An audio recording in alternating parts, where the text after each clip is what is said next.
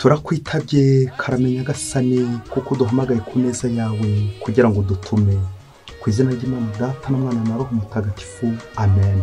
Amahoro bana b'Imana, ni muhumure, Imana iradukunda ije kutugira neza kuri uyu wa kane w'icyumweru cya 26 mu byumweru bisanzwe tariki 3 Ukwakira 2024 ng'amasomo aduhamagariye ubutumwa. Isomo rya mu gitabo cya Yobu umutwe 19 umurongo 21 kweza ku 27.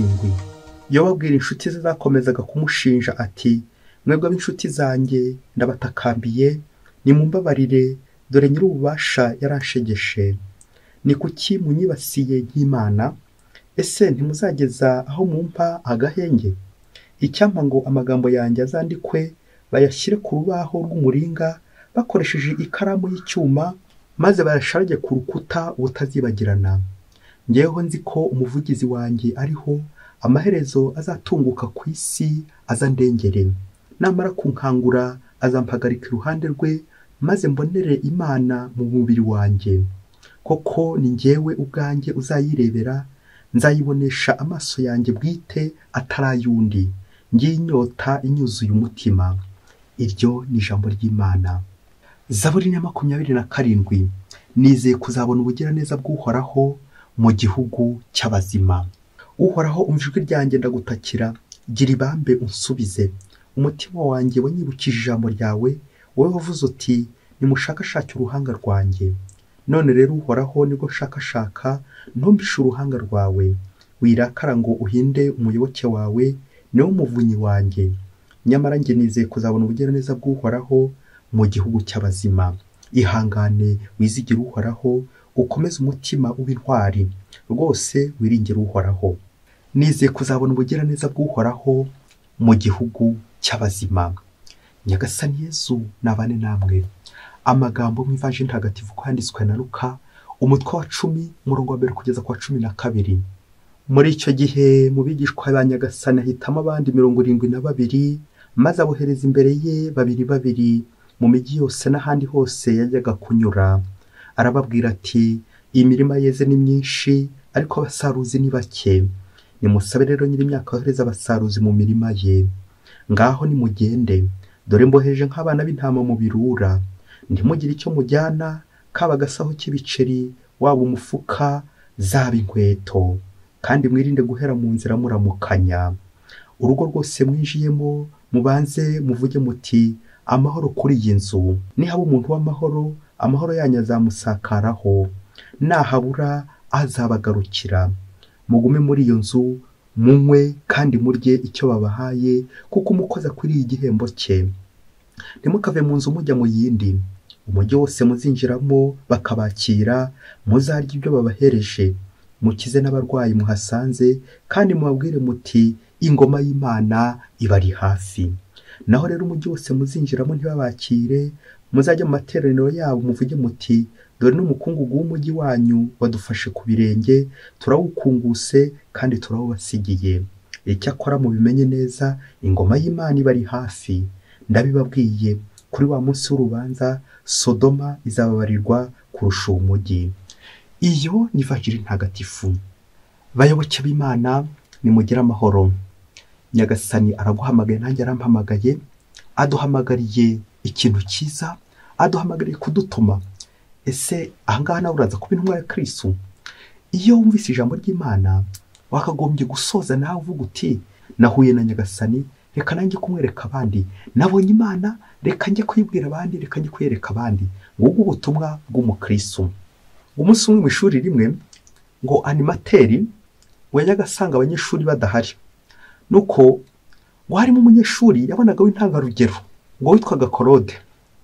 Yaza kubareba, nuko akaza abaza bagenzi bati, Claude yagiye he? Bagenzi bakamubwira bati, Claude yagiye muri mission. Nuko animateri agahita yibwira ko Claude, kubera ko yari umuntu mwiza, yari umwana mwiza ufite inyabupfura, bishoboke ko yagiye muri mission yagiye kwiga. Ikindi gihe kiza kugera, animateri uko agendaga abaza ati, Claude yagiye, abandi bati yagiye muri mission. Animateri akavuga ati, buriya bwo yagiye kwiga. Aza kujya noneho mu ishuri ryo mu wa mbere bari abaruru nyine bataramenyera. Aza gusanga abana benshi badahari. Niwe baje abana ati, abandi bagiye he? Bati bagiye muri misiyo hanze. Animateri noneho atangira kwibaza misiyo yo hanze bivuga iki. Nibwo noneho agiye yakurira ishusho ya foto bya bindi bajyaga bamubwira ati yagiye muri misiyo, aza gusanga misiyo baba bavuga ari uburyo bwo kuvuga ko bacitse, ko batorotse, bagiye muri misiyo. Umwaka wari inzu urangira, animateri ataramenya misiyo icyo bivuga. Uzi ko ku mpera y'umwaka aribwo animateri yagiye yamenya ko kujya muri misiyo ndetse kujya muri misiyo hanze ari ugucika. Naho mbere yagiraga ngo abantu bagiye nko muri etide, bagiye mu masomo, bagiye gukora nk'udukorwa tw'urukundo, agira ngo niyo misiyo nyine. Kandi bo gucika, gutoroka ariyo bita misiyo yo hanze. Bayoboke b'Imana, Yesu Kristo akuzwe. Twese dufite misiyo ku isi, ariko no kwibaza ngo ese wasanga nawe ufite misiyo yo hanze? Gutoroka, gucika, kugambana, kwica abandi, kugira abandi nabi, iyo nayo ni misiyo nyine ku bundi buryo. Icyaduha Imana tukaba dufite misiyo yo kugirira abandi neza, misiyo yo gukiza, misiyo yo kwita ku bandi, misiyo yo gukora ubutumwa bwacu neza, misiyo yo gukora icyo dushinzwe. Icyo nicyo bita misiyo. Misiyo biva ku nshinga y'ikilatini mitere, bikavuga ngo envoyer, kohereza, gutuma. Niho haturuka n'ubundi amagambo misiyoni, misiyoloji, abamisiyoneri, ndetse n'ijambo ngiye kukubwira mubyeyi uryitaho wica akarongo yita misa. Misa ntagatifu. Uko tuza mu misa burya bishatse kuvuga ubutumwa. Iyo nshinga mitere, kohereza, gutuma. Ubwo n'umusaseredoti yagiye gusezerera imbaga misi ihumuje, avuga mu kilatini ati ite misa este, ainsi c'est l'envoi, maintenant c'est l'envoi. Nimujye mu butumwa, nimujye kwamamaza ingoma y'Imana, nimugende. Ese wowe iyo yeza gusezereye ati genda, ubutumwa bwawe buba ubw'amahoro cyangwa buba ubw'intambara? Ubutumwa bwawe buba ubukwica cyangwa gukiza? Misiyo yawe ni iyihe? Ni ugutoroka cyangwa ni ukuguma kwa Yezu? Ibaze nanjye nibaze. Amasomo kizayo dutegurira uno munsi nakohereza mu butumwa muri misiyo. Uze kongera wibaze niba nawe utajya ukora umurimo w'umbusane wa misiyo, ubutumwa bw'imbusane, ubutumwa bwo kwica, kandi ubutumwa Yezu aduha ni ubwo gukiza. Amasomo aradufasha kuzirikana ko ubutumwa bwacu ari ubwo gukiza abandi, bityo ubuzima bwacu bugatubera umwanya wo kogeza ubutumwa, évangéliser par notre vie. Ese ubuzima bwawe washyamo ikimenyetso cyabingana ubutumwa? Icyo nicyo tugiye guharanira uno munsi. Ubuzima urimo, ubuhamya bw'ubuzima bwawe bingana ubutumwa uri gukora? Ese ubutumwa uvuga uko ukora birerekeza cyane ku butumwa bwawe bwo gukiza abandi nawe no kwikiza? Ari misiyo yo kwica, ari misiyo yo gukiza, wagiye mu yihe? Uri mu yihe? Ubuzima bwawe nubwo kwica cyangwa ubuzima bwawe nubwo gukiza? Akenshi mu buzima bwacu dukunze kumva ubutumwa tukagira ngo abakora ubutumwa ari abantu bazima, bafite amaboko yombi, bafite amaguru yombi, abantu bikwije, abantu bafite amafaranga. Ariko turabona ko muri ano masomo ukuri kose wakora ubutumwa bw'Imana. Duhawe urugero nayo mu isomo rya mbere, uri mu kaga, uri mu bibazo, yantungana itotezwa, yantungana iri mu kaga, iri guhura n'ibyago. Ariko nubwo iri guhura n'ibyago, iri kubabazwa, ntiri guhema gukora ubutumwa. Ubuhanga bwa Yobu n'igihe cy'ibibazo ikomeza gukora ubutumwa. Ubwo twumvise muri iri somo inshuti ze zimuzaho zigabije kugira ngo zimwereke ko ibyo ari gukora ko Imana yamutereranye, ko agomba gufata umugambi wo kuvuma Imana.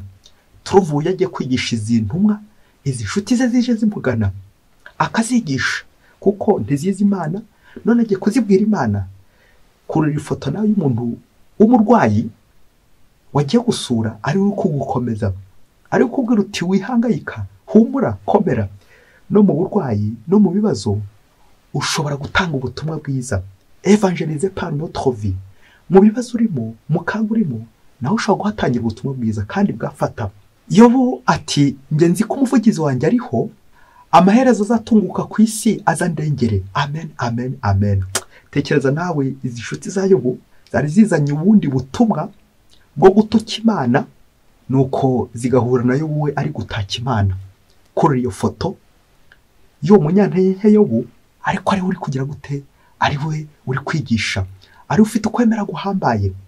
Wongere utekereze na mu buzima bwawe, wasanga wa muntu udafite amaboko n'amaguru ari ukurusha kwegera Imana. Wowe ufite amaboko n'amaguru, wowe ufite ingingo zombi z'umubiri, nanjye kuvuga zikora neza, ariko aho ndubuze ingingo nanjye kuvuga rumwe cyangwa nyinshi, akaba ari ugukurusha gukora ubutumwa. Ahubwo ubwo butumwa bukaba ari ubwo kwica, kugambana, gutuka Imana. Kandi byaba koko ingingo zanjye z'umubiri zimfasha kujya mu butumwa, ubuzima bwanjye bumfasha gukora ubutumwa. Iyo bakubera urugero nanjye mbere urugero, n'igihe tubabaye, n'igihe turi mu kaga, ko naho duhatangira ubutumwa bw'Imana, tukagira icyizere cy'ubuzima. Nk'uko n'umuririmbyi wa Zaburi yabirimbye agira ati, nizeye kuzabona ubugiraneza bw'Uhoraho mu gihugu cy'abazima. Amen. Kwizera ijuru, kwizera ko Imana ihari, kwizera ko naho uri mu bibazo urimo naho Imana irahari. Ngiki cyo n'ivanjiri umunsi tubwira, kwizera uwagutumye. Yesu yohereza intumwa ze mu butumwa, abigishwa be mu butumwa. Ivanjiri bayita ivanjiri y'ubutumwa. Mu gihe Matayo we atubwira ko Yesu yatoye intumwa 12 akazituma mu butumwa, Luka we ntago atubwira gusa intumwa 12 ahubwo avuga 72. Kubera iki? No kugira ngo Luka ngere gutwibutsa ko umukristo wese wabonye Yesu wese nawe abari intumwa ya Yesu. Nguko ko muri batisimu twarabatijwe, bamwe turanakomezwa, abandi duhabwa n'andi masakamento. Ariko ibi byose nibidufasha kwagura imbibi, tujya kogeza Imana, tukogeza Yesu mu kiliziya, abatoya, abakuru. Luka arifuza gutwereka ko ubutumwa bwacu butagarukira gusa kuba kuri papa, abepiskopi, abafasha b'intumwa, ahubwo ko buri mukristo wese wa wundi wabatijwe, wahawe Kristo, wambaye Kristo, nawe ni intumwa ya Kristo. Mubyeyi, igihe wumvise ijambo ry'Imana uhita uhinduka intumwa ya Kristo. Igihe wahaye Yesu nawe uhita uhinduka intumwa ya Kristo. Ubuzima bwawe nawe buberaho gukiza abandi, guhamya Kristo, ubuhamya bw'ubuzima bwawe. Ivanjiri none irimo impanuro Yesu aha abigishwa be bagiye mu butumwa. Twahinira mu mpanuro 5, mabwiriza 5, ariko yose akubiye mu nshinga bita gukiza. Ntabwo Yesu ategeka abantu kwica, ntabwo Yesu ategeka abantu gutoroka kugira nabi, ahubwo ubutumwa bwa Yesu nubwo gukiza, kugirira abandi neza.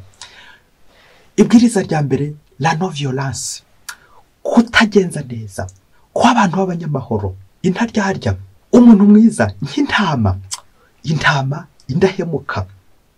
Ubutumwa bwacu budufasha kudahemuka nk'intama, abantu beza. Ibwiriza rya kabiri, c'est la pauvreté, ubukene. Ubukene no gukenera Imana, ukumva ko ntacyo wakora mutari kumwe n'Imana. Ubutumwa bwo urushakashaka Imana. Icya gatatu, bura ubutumwa bw'amahoro, la joie et la paix, ubutumwa bw'amahoro n'ibyishimo. Aho mugeze mukwirakwiza ibyishimo, bahumure ibyishimo, amahoro. Ubutumwa bwa ntibuzaba intambara, ntibuzaba kurwana, ahubwo guhuza amahoro, ibyishimo. Icya kane, c'est faire du bien, gukora neza buri gihe. Intumwa nikora nyine nk'uwayitumye. Yesu akora neza, nanjye niba ntumye nanjye ngomba gukora neza. Nguko kwirukana ikibi, bityo ukimiriza ikiza imbere. Hanyuma ibwiriza rya 5 nuko ubwo butumwa ari ubwo kuvuga ko Imana ihari, Dieu règne. Imana iri aho hantu, Imana ituri iruhande, Imana irahari. Ubundi icyo nicyo gikubiyemo ubutumwa bwose, ko Imana ihari, ingoma y'Imana iregereje, ingoma y'Imana ibari hafi, ko nta kibi nakagombye gukora kuko Imana ihari. Ubuzima bwanjye bukabamo n'Imana, Imana irahari, Imana iracyari mu buzima bwawe. Ngubwo ubutumwa, kubaho nkaho Imana ihari, kuvuga nkaho Imana ihibereye iri kuvuga. Ubuhamya bw'ubuzima bwanjye bwerekana ko Imana iri mu buzima bwanjye. Ibaze nanjye nibaze, la présence de Dieu, ngicyo ipfundo ry'ubutumwa ko Imana ihari. Ngo umunsi umwe hirya kure cyane muri Afurika, ngo umugabo n'umugore babana neza pe, bakundana, bafashanya, bita ku rugo rwabo. Nubwo igihe kimwe kiza kure ryari n'uko nyine ntago horaga hanze, kandi ngo nyakibi ntararabushyitsi, kandi ngo umwanza gucira akobo, Imana igucira kanzu. Yakwiza kugera wa mugabo aza kwitaba Imana, bamaze kubyara rimwe n'umugore we. Nuko umugore biramubabaza cyane, arababara cyane uburyo bari bakundanye n'umugabo we, none ko kaba yitahiye. Igihe kiza kugera, wa mugore inshuti z'umugabo ziza kumufata mu mugongo, ariko aza kumufata mu mugongo zimucunzeho indi dosiye ziza gushora. Ati buriya se, uriya mugore ko apfakaye, yari akiri muto kandi ni na mwiza. Basigara bibaza bati nini uzakomeza kumufata mu mugongo. Ubwo inshuti z'umugabo, abasore muri quartier, abagabo bose, buri wese akajya ashora dosiye kuri wa mugore kugira ngo azinjire rwa rugo wa mugabo yasize. Nuko batangiye gushotora wa mugore, ati turifuza kubana. Wa mugore akabiramba ati oya ntibishoboka, umugabo wanjye turacyari kumwe. Koko bareba bakareba umugore bakabona arambara neza, ararya neza, amerewe neza, nta kibazo afite. Nuko buri wese agahora yibaza uburyo uwo mugore nta kibazo afite kandi umugabo yarapfuye. Bakomeza bashora dosiye. Igihe kimwe kiza kugera abagabo bamaze kurambirwa n'ibisubizo uwo mugore abahereza, baza gufata ingamba yuko bagiye kugira ngo abariho bazamufatira. Nuko ngo bageze ku gipangu cy'awo mugore, basanga ngo wa mugore yaranditse ngo umugabo wanjye aracyahari, umugabo wanjye arahari, turi kumwe. Bafungura cya gipangu, bageze imbere hafi ku muryango w'icyumba ngo ari handitseho isezerano bari baragiranye n'umugabo we rigira riti nuntanga gupfa nzakora ibishoboka ntihazagire undi winjira mu rugo rwacu. Nuko iryo sezerano wa mugore aba yararimanitse aho ngaho ku rugi rw'umuryango. Nuko abagabo baza bakikubita kuri wa mugore, za mpapuro akaba arizo zibasubiza inyuma. Yewe na n'ubu dosiye yanze gutambuka. Umugabo wanjye turi kumwe, sinzigera muhemukira. Bayoboke b'Imana, Yesu Kristo akuzwe. Ngiki cyo bita misiyo, no gupfira ubutumwa. Kugeza n'igihe uwaguhaye ubutumwa, buri gihe uguhara uvuga uti turacyari kumwe n'uwambaye ubutumwa. Uwambaye ubutumwa ninde? Ni Yesu. Turacyari kumwe nawe. Guhora uri kumwe n'uwaguhaye ubutumwa. Uwambaye ubutumwa turacyari kumwe. Ntumuce inyuma, ntumuhemukire. Reka dusoreze gutuntu dutatu tuza kudufasha kureba niba tukiri gukora ubutumwa neza uko bikwiye. Icyambere nuko muri no si hari abantu bafite ubutumwa, nanjye kuvuga bwa sekibi, bwo kuvogera abandi, gutesha abandi umuhamagaro wabo, ubutumwa bwo gukora nabi, ubutumwa bwa sekibi. Ariko hari n'abandi nabo bashinzwe kubungabunga ubuzima bw'abandi. Wongera uze kureba niba ubuzima bwawe ari bwo gutesha abandi umurongo, kugusha abandi, cyangwa ari bwo gusigasira abandi, kubagirira neza nk'uko Yesu nawe gutumye nyine aba hibereye. Uzirikane ko Yesu ahari waguhaye ubutumwa. Ese uri kumwe na Yesu cyangwa uri kumwe na Kristo cyangwa uri kumwe na sekibi? Ubutumwa bwawe ni ubw'ikuzimu cyangwa n'ubw'ijuru? Abenshi uzasanga ikiri mu mitwe yacu ni ukujya gusenya ingo z'abandi, kujya gusenya imihamagaro y'abandi, aho kugira ubutumwa bwo kubaka, gusigasira abandi, kurinda abandi no kubarengera. Ese ubutumwa bwawe ni ubwo kubaka cyangwa n'ubwo gusenya? Uri gusenya kiliziya cyangwa uri kubaka kiliziya y'Imana? Uracyafite ubutumwa bwa Yesu? Icya kabiri twazirikana ni ubutumwa duhabwa mu rugo. Ese ugize ibyago, umugabo wawe akitaba Imana cyangwa umugore wawe akitaba Imana, aho uzashobora gusigasira urugo nk'aho mwari muri kumwe n'ubundi, nk'aho mugikomeza kubana. Ariko mubyeyi, mwari muzi ko umugabo n'umugore bashyingiranwa bagasezerana kubana akaramata? Rero hari ikintu kijya kidushuka. Wari uzi ko niyo umwe atagihari undi asigara ahamubereye? Kubera iki? Bwamwe mufitanye byasezerano mwagiranye ko nawe uzavogera urugo rwanyu, ko nawe uzinjira mu rugo rwanyu. Wasanga hari umuntu wakwinjiriye, wasanga ubona mugenzi wavuye mu rugo ugahita winjiza abandi, agiye muri misiyo, nuko nawe ugahita ugira ute ujya mu yindi misiyo. Ni nziza cyangwa ni mbi? Hari ingo nyinshi ziri gusenyuka zizize ko umwe yagiye mu rugendo, undi yasigaye ku rugo. Nuko agiye mu rugendo nawe akaba ari mu zindi misiyo nyinshi, n'uwasigaye nawe agasigarana n'ibindi. Uze kwibaza ngo ese iyo umwe adahari nkomeza gusigasira urugo? Nanjye nakwandika nti umugabo wanjye arahari, umugore wanjye arahari. Ni nkaho wavuze uti Imana irahari kandi iranuzi. Ubutumwa bwose urimo, aho uri mu rugo, ujye uzirikana ko Imana ikuruzi. Uwo mwasezeranye arahari, kuko mbere na mbere ari Imana dusezerana. Umugabo n'umugore barasezerana, ariko imbere y'Imana. Ni Imana ibahamagara, ni Imana ibatora ikabaha ubutumwa bwo gusigasira urugo rwabo.